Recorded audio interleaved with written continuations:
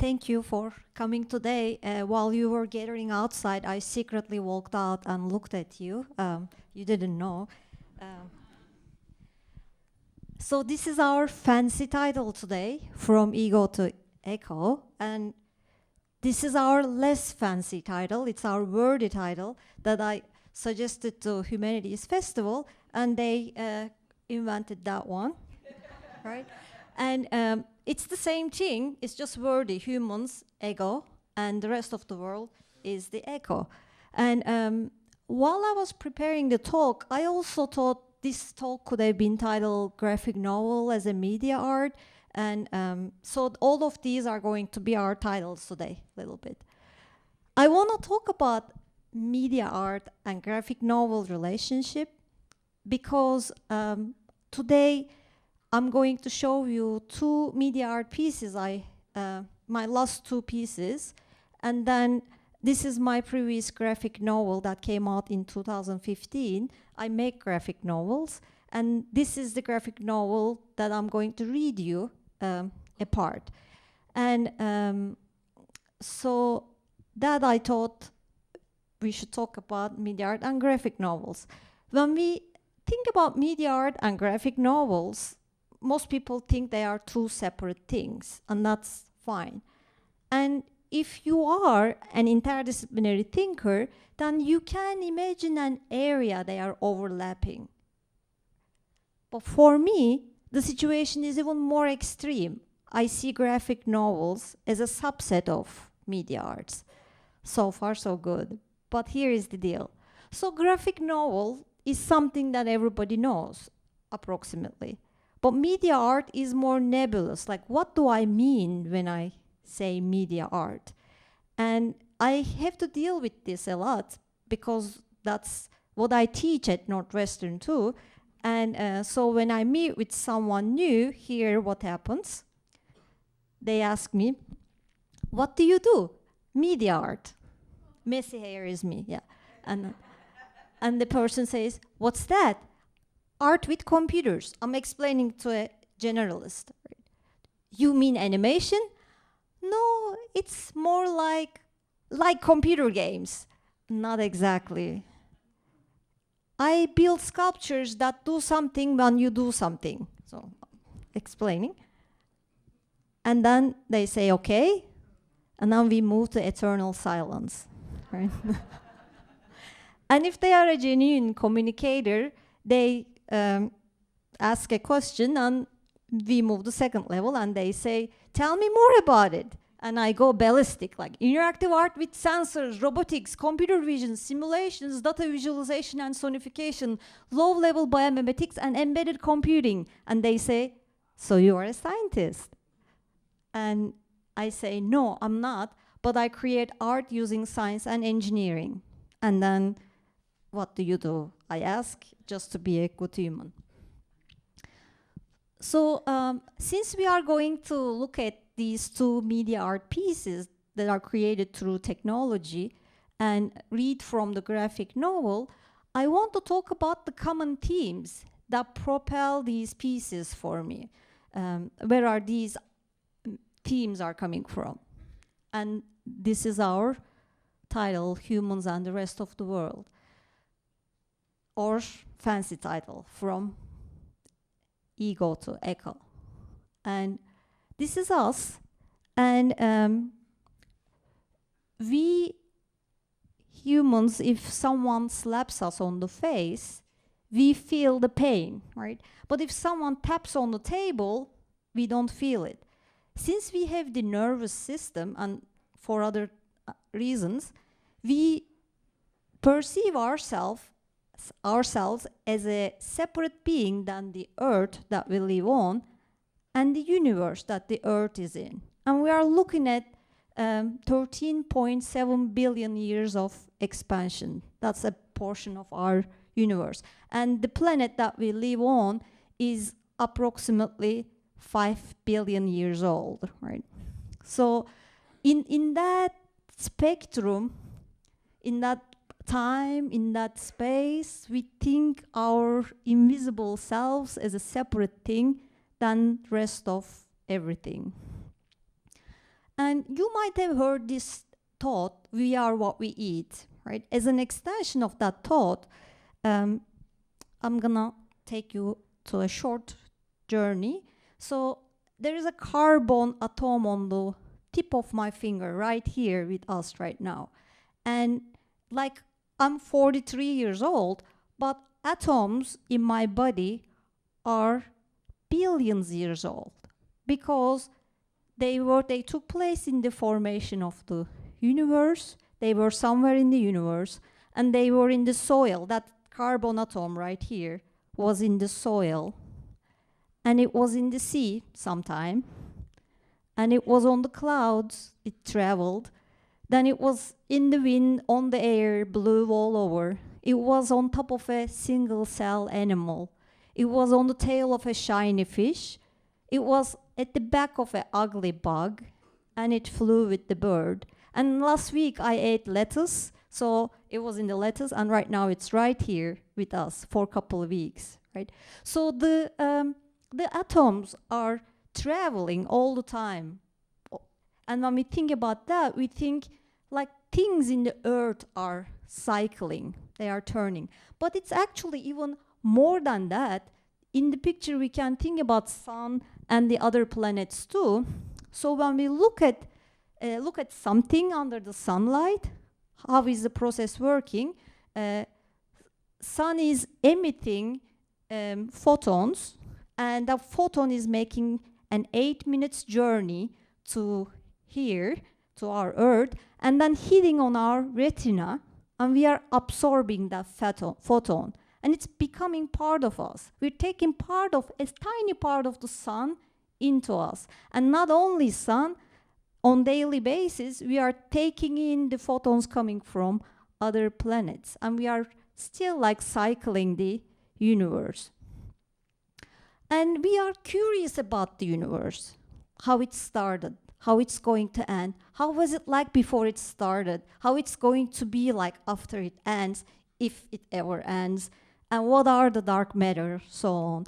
And all these questions brings me an analogy, not an exact analogy, but we are a little bit looking for our glasses while they are on top of our head, because we are made of dying stars, and we are extension of the universe. We're just questioning that. So my title, my wordy title, is actually a wrong title. This is very, very wrong.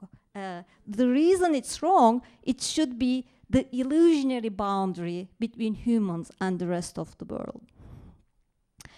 And again, like you might have heard this thought that the universe itself can be a gigantic living being, a sentient conscious being, and we could be its blood cells or its atoms, and it's a fun thought. I can't prove that, and I'm not going to prove anything because I'm not a scientist. I'm right now in the beautiful arms of arts. I can't think freely, so I'm just gonna be in thinking with speculative fabulation. And here in this image, little bit connecting to that idea, on the left we are seeing a slice of mouse brain under microscope, and we are seeing how its neurons are connected. And on the right, we are seeing a simulation of formation of the universe. So under that thought, the similarity is just kind of exciting. So that is our now new title, Illusionary Boundary Between Humans and the Rest of the World. Now, we are dying stars. We are extension of the universe. But what we do is we treat ourselves really good, but we damage the earth. And because we think we are separate, that's me and that's the rest of the world. And originally this slide would be blank. I just write damage there to remind myself. And I don't want to show you images of the damage that we did so far, because you have seen it so many times. And since we have seen it so many times, we developed this immunity. we're just feeling sad and it's not affecting us anymore. So this is the difficulty of talking about environmental problems, that we are a little bit immune to the issue. And this term, Anthropocene, came to the discussion, became popularized in 2000, and it came like a bomb to these discussions. The reason that it came as a bomb, one, it was simple. Second, it placed humans at its center. Third, it was epic. And I'll explain you what it is. So what is Anthropocene? When geologists, I ruined it. When geologists talk about the formation of the universe, they use the term epoch. And epochs are millions years old. They look at rock formations and they say, from here to here, it's 4 million years, let's name it that way. From there to there, it's 12 million years, let's name it this way. And we are currently in Holocene epoch, which started 12,000 years ago. And the Anthropocene people are saying, hey, let's end that epoch, that just baby epoch that just started, because they say we are completely in a newer epoch called Anthropocene, which is we are marking the surface of the earth with our plastic, with our nuclear waste, with our chemical waste. So all the dirt that we leave on the surface of the earth is our new geological mark, and that is starting a new epoch. Look at that thought. It's really simple, pointing out something. So these are the people who jumped into the Anthropocene term. They really loved it. But could Anthropocene be an environmental buzzword? Is it really marking an epoch? And Donna Haraway is criticizing the term for really good reasons. First, she's acknowledging the contribution that the term made. It really brought a new blood to the discussion, but it also created an inevitability, an extreme pessimism that is not going to be solved. And also the main problem, which is the most beautiful part to me, that she says, we came here because we placed ourselves at the center of everything. We placed ourselves above of all the ecosystems. And now we're talking about the problem, but when we talk about the problem, we are still placing ourselves at the center. So she suggests more symbiosis and living together and flattening of any supposed interspecies hierarchy. So it's really hard to think. And when we look at her term, Thulocene, she came up with this term instead of Anthropocene. But her term is never going to be as popular as Anthropocene. First, it's hard to pronunciate. Second, it's too complex, right? And its beauty comes from its complexity, but there is that. So that she suggests more thinking everything, not with hierarchies, but every species is connected to each other in a web-like situation. So she suggests a non-binary, intertwined, humans are not separate entity, humans are not at the center, and emphasizing interconnectedness. And all of these are the themes that I take from Haraway's thinking in my artwork. So now when we look at the artwork, this was the context I was giving you. I try to achieve this. Sometimes I do, sometimes I get closer, but that's where I am trying to go. And this is the first media art piece that we are going to look at, Fiber-Optic Ocean. And with 2 slides, I'm going to explain you what is this piece about. And now we are going to watch a 3-minute video that shows you the piece. And so this is this map shows us our underwater fiber optic cables, so that the internet is possible, that cables go under the oceans and connect the continents, so we can have our internet.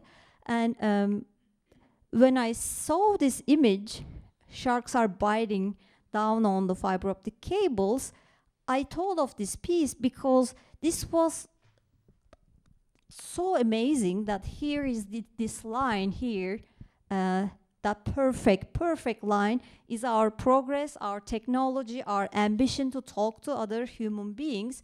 And on the other side, this wild beast is coming as nature biting on our technology. So it's a perfect collapse between nature and culture here. And the video is over-explained, so I don't need to say anything else.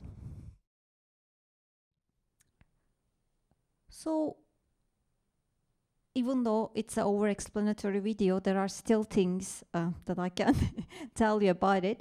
When I first thought of the piece, I made this drawing, and this is the 3D model shark.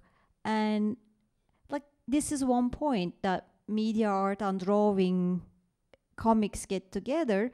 It's a very distorted posture there, and that's coming from the plasticity of the drawing. And one thing that I learned on the way, I would choose completely different animal because sharks are made of cartilage. Their bones are made of cartilage and it doesn't last. So we weren't able to find a complete shark bone. And we went to Field Museum, and from the drawers, they gave us these shriveled pieces of shark bones, and then we 3D scan those. Only their like jaws, fins remain, but there is a good deal of loss. And then we made these silicone molds, and I really like this one because there's skull inside of this silicone mold, but it looks like it has rabies. Also, the resin is flowing. I'm not a sculptor, and I learned these things on the way. When the idea requires certain medium, I rely on our best friend YouTube videos and teach myself the medium there. And a couple more images. And the next piece that we are going to look at, You Are the Ocean, is directly connected to what I was trying to explain. Just briefly about that piece. In that piece, there is one participant, and this participant has to wear a brainwave sensor, and then we project a realistic looking ocean, and this person's thinking affects the ocean. So if the person is not trying to problem solve, relax, we see a calm ocean, and if the person focuses on a particular problem, a certain focus creates a storm. So let's see that. I'm showing the credits on purpose because it takes a lot of us to build something like that. It's quite similar to film medium. It requires a teamwork. So like traveling atoms, when we create a piece, we don't know its destiny. It just finds its path. Sometimes it goes nowhere, and sometimes it just follows a path that I have never imagined. So You Are the Ocean traveled to Currents New Media in Santa Fe, and SIGGRAPH in Canada, and File in Brazil. And in Stanford University, we have this digital consciousness exhibit, and this is our youngest participant. Of course, it took maybe 200 pictures to capture this one. It was fascinating to see a baby's thoughts to externalize as an ocean. We don't even know if they really think, but it looks like they are thinking. There was some activity. Of course, babies' brainwaves are different than ours, and that headset is not made for a baby, so it was really hard to keep it there. But it's actually really working in that picture. And at Northwestern University, dance students made a piece about ocean, and one of the dancers put the headset, and we projected the piece at the background. So it led to a collaboration between film department and the dance department. I never thought of it while making the piece, but again, like traveling atoms, piece is creating its own path. the upcoming things is in New York, and the piece is going to tour in United States through Wonder Spaces. And that brings us to the graphic novel that I wanna share with you. This graphic novel that I'm working on it right now, it changed a lot so that I'm able to show you an unpublished work, because it's quite different right now where it is. Before I read you a chapter from the book, I want to give you some context, because I'm going to read you chapter 7 or 5. It keeps changing. It used to be 5, now it's 7. Maybe it doesn't exist anymore. So in this book, I'm using a unique aesthetic approach, and I'm telling the stories of 2 separate characters at the same time. On the left side of the book, I have Helen, who is 40 years old, an American arts professor coming to Istanbul. And on the right side of the book, I have 25-year-old Turkish graduate student, Deniz, and he's coming to a small college town, Athens, Ohio, to study. He's from Istanbul. So in every page turn, we are reading their stories in parallel. So the book is bringing a set of binaries together, like woman and man, arts and sciences, Middle East and Midwest, and dead and alive. The reason that the book is relying on the binaries is I'm using it for deconstruction. I'm using humor to show these categories, actually things we created, they are not that meaningful. And both characters are dealing with grief. Helen lost her child, and Deniz lost his sister.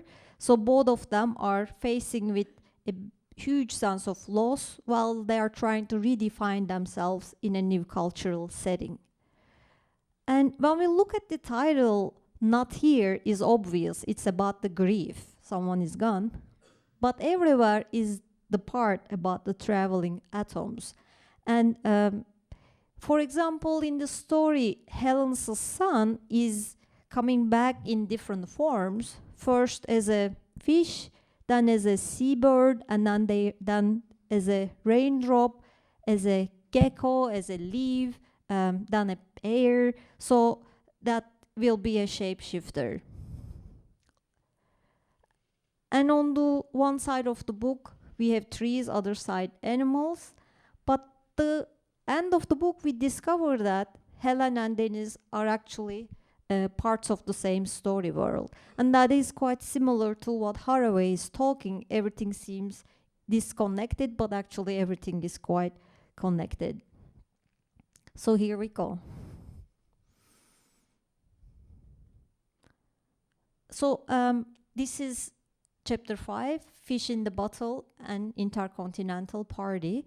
And how am I going to do is I'm going to show you the layout first, and then I'm going to zoom in to the images. So I'm going back so you can see this is Helen's side, this part, and that is Deniz's side. And there is crowd here and there is solitude there. So you will see some kind of oppositions on the full pages.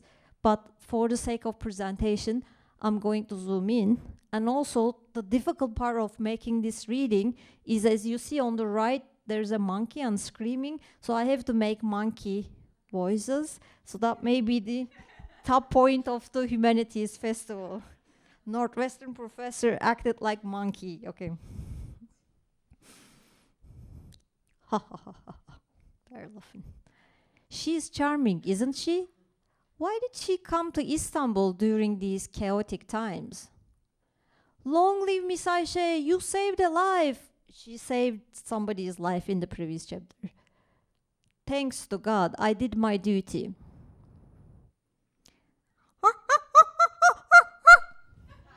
Not bad.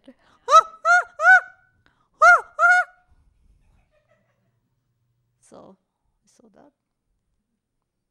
Next page, we are looking at as a full, zooming in.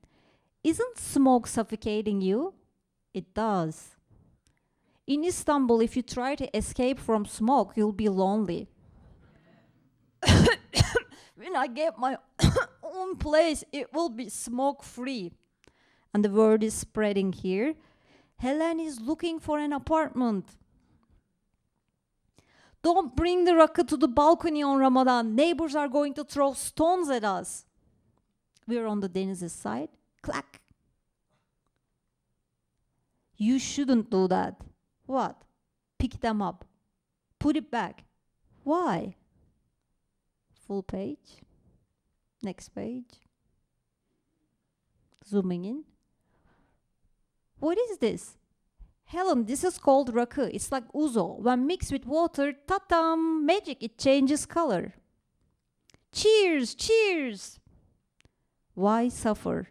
Slam it, knock it back, bottoms up. Meow. Yay, Deniz is online. Now we're on Deniz's side. Their lives will be in misery now on. Your tenderness will give them a false hope. You're making things harder. Put him back. Click. Deniz is online. So that's what we saw. New page. Zooming in. Deniz, look at you. Did you find a place to stay? Is this your lab? Signed a contract? We're Turks. Working for funded research. This is what you want to believe. Go Google. You kill millions of bacteria. He says anything, just win the argument. Don't make it a big deal. Don't hang up. Helen, come here. Now we are Deniz's side. Deniz, look at you. Did you find a place to stay? Is this the lab? How could you leave Istanbul and go to Ohio? Is that your girlfriend? Tell us about the monkey. Well, this is for the research project. What is the research about? What are you going to do to monkeys? Forgive me, but I signed a contract for not disclosing information. Off, Deniz. You are there only for 2 weeks, and you are already talking like Americans. We are Turks, you can tell us. That's what we saw. Next page. Deniz, this is Helen. She's a professor in our department, and she's staying with me for now. Hey there. Deniz is our beloved friend and just moved to Ohio for his PhD. Deniz, we are looking for an apartment for Helen. The apartment below my dad's unit is vacant. Nice neighborhood. You would look at Bosphorus, not the cemetery. Not the cemetery. Let's drink to the dead.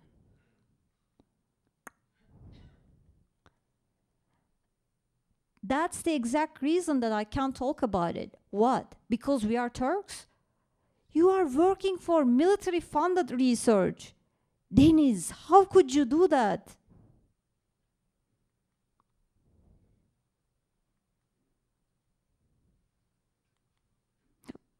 Sorry.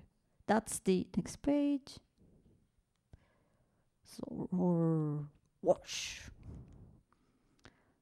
They are going to torment those kind beings in the name of science. This may not be the right time. We are not monsters.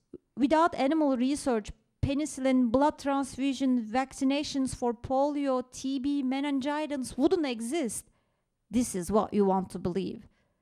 Your mother is a breast cancer survivor. Without research on mice, your mom would be dead by now. Go Google Herceptin. You kill millions of bacteria when you wash your hands. Right. He says anything just to win the argument. Don't make it a big deal.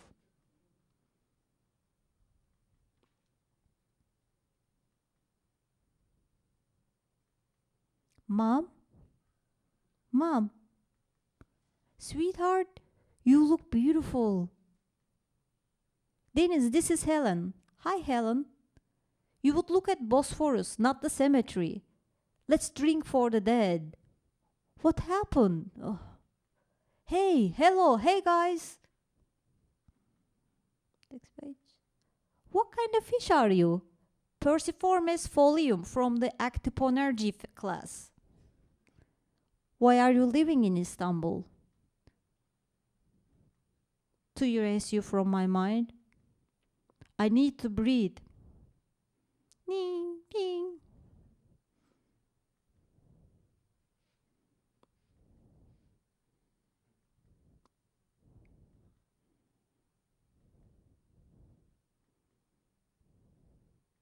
I better go. Splash.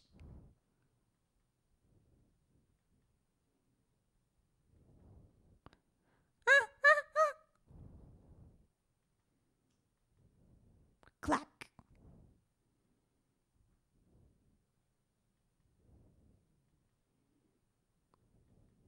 What happened? Raka hit you. Why are you all looking at me? You told us why you came to Istanbul. I did?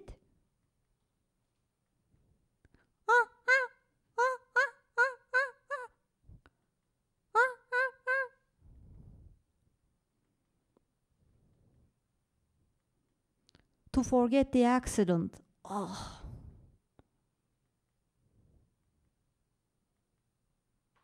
Yay, Gloria is here. It always feels good to see her. Hello, Gloria. Didis. Hello, Pita. So, I didn't say, but I said it from my mind, that this slide was going to come back again. That, like, how come graphic novels can be a subset of media art? And the connection is a little bit in the materials. And let me explain what I mean by that. So here, the monkey cages, you can draw them. But the approach I took was, there was a hole in our apartment on the wall, and I got these aluminum sheets from the hardware store, and that's how you fix it. Might be useful, right? And then I thought I could use that material for the cages. So in media arts, anything on the world can be your material. And I approached the comics or graphic novels in the same way too. So unexpected things can turn into material in my comics. For example, this is from my previous book, The Night Sky. It's impossible to know how I made it. I used mustard. So I painted with mustard, and then I inverted it on Photoshop. It's like a negative of a photo, right? It's one touch.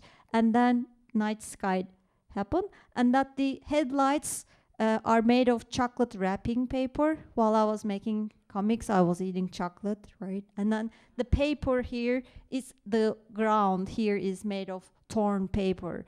So in this book, I'm using cinnamon, and I painted with cinnamon.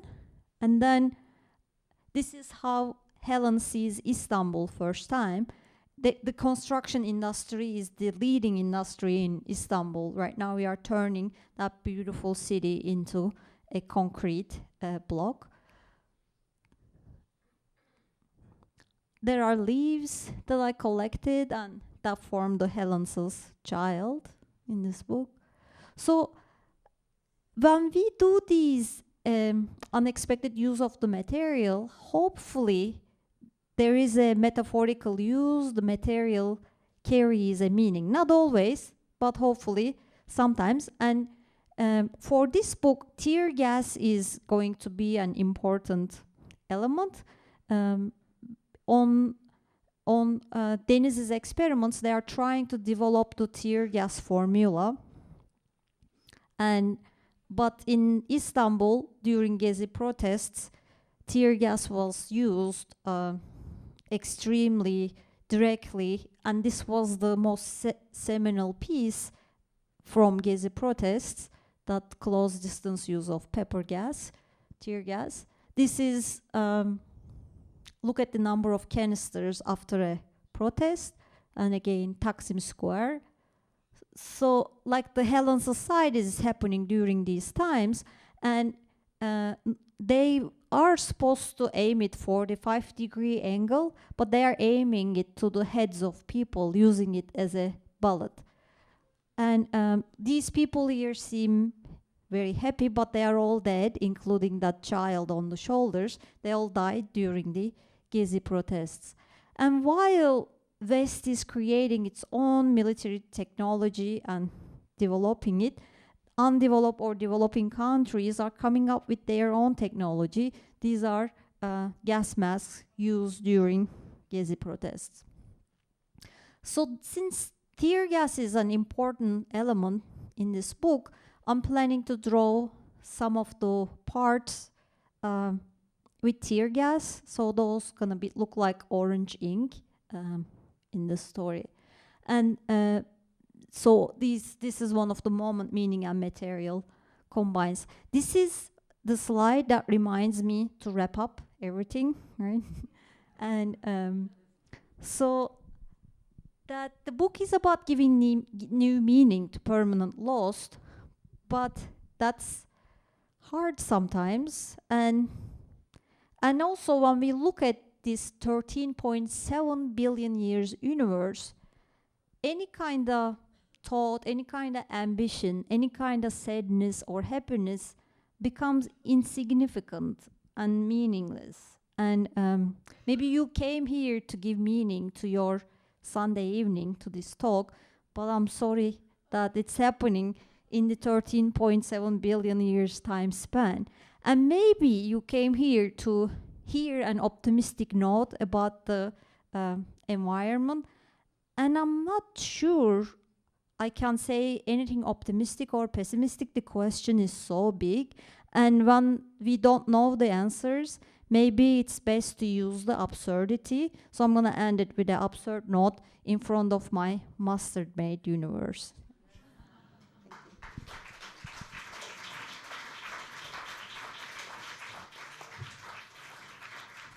At this time, we'd like to open the floor for any audience questions. So if anyone has a question, just raise your hand and I'll come to you. Thank you. It's a real pleasure to see and hear you describe it. You talked about the media arts work as being interactive. How does a graphic novel fit into that when it's already presented on the page? Are you talking about reader-author interaction, or is there a different aspect of it that fits into the larger category? Mm-hmm. So graphic, like the larger category is media art, and the subset of it is graphic novel. And media art can be interactive or non-interactive, not necessarily interactive.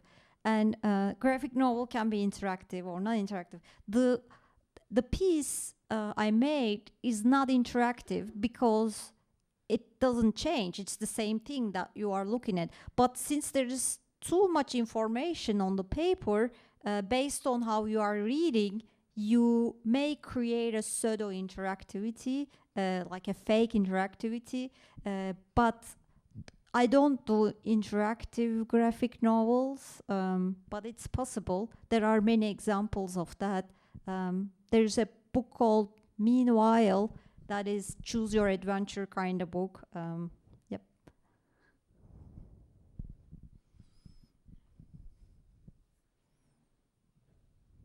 Thank you for asking the first question. Two very loosely related points. The first is that while my life is surely meaningless in terms of the 13.7 billion years of the universe, it's the only life I have. And I don't think I'm removed of the obligation to try and make it meaningful by putting it in a $13.7 billion year context. And so I have to think about that. And as I say, very loosely related, but I was quite struck in the you are the ocean construct. Very interesting, to be sure. But at the bottom of that construct, if I understand what's going on, is a decision made by a separate human consciousness to say that this particular brainwave translates to calm and a different brainwave translates to stormy. You could have just as well flipped those in the composition of the installment. And so at the end, you're still faced with a graphic demonstration of how separate the human cognizance is from the world around it. You're not the first person saying this. I have heard this before. If I understood you correctly, the piece, while I'm trying to say everything is interconnected and humans are not at the center of everything, I created a piece, like very narcissistic piece, that humans think and they form the world. That happened. So that I said, this is the place I'm trying to go, but it doesn't go all the time. The idea behind it was, so we are thinking hard, we are problem solving, we are creating technology, we are making our conformist lives even more comfortable, but at the end, it's messing up the world. So that I assign that, like, if you're not trying to problem solve, everything is calm, but if you're trying to really problem solve, then you're creating this storm. And also, I saw it as like we are extension of the universe, and however we are thinking and existing in this world, it's affecting how the world is becoming. So that our selfish actions, since we are the extension, is making the world an uglier place. But at the same time, I totally hear what you are saying. So if I understood right. Thank you.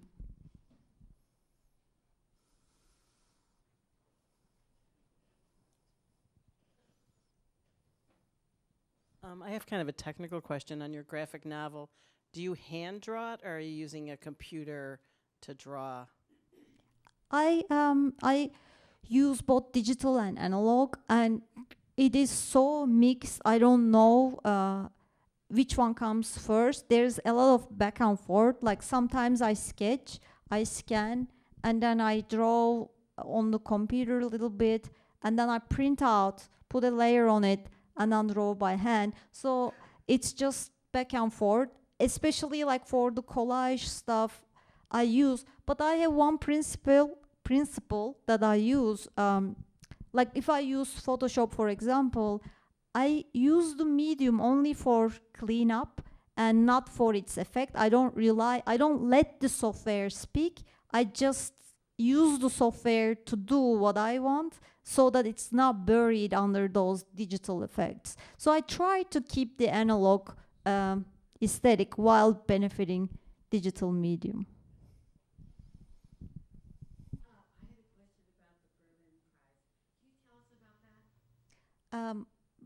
Okay, they were confused. They were gonna carry the microphone. Okay, all right. So Berlin Prize it's called American Academy in Berlin, and they choose 11 to 12 fellows, and it was quite wonderful. They gave us this beautiful place right next to the lake, Wannsee Lake, and then a famous cook cooked for us breakfast and dinner, so that we were able to focus on our work for 4 months. And then, yeah, they were also gave us a monetary prize in addition to that. So it was beautiful, and it's open to everyone. Anyone can apply for it. They may have some criteria about being a US citizen or resident, something like that, but it's open to everyone. You can look at their website. Yeah. And I highly recommend it to apply for it. Yeah. It's great to see something, a presentation that's so directly related to the theme of the Humanities Festival, with which a lot of them are rather tenuous connections. I'm just wondering if you could make some comments about the relationship of your philosophy to religion, to religious beliefs, in terms of the place of the human being in life. I don't really know where to approach it.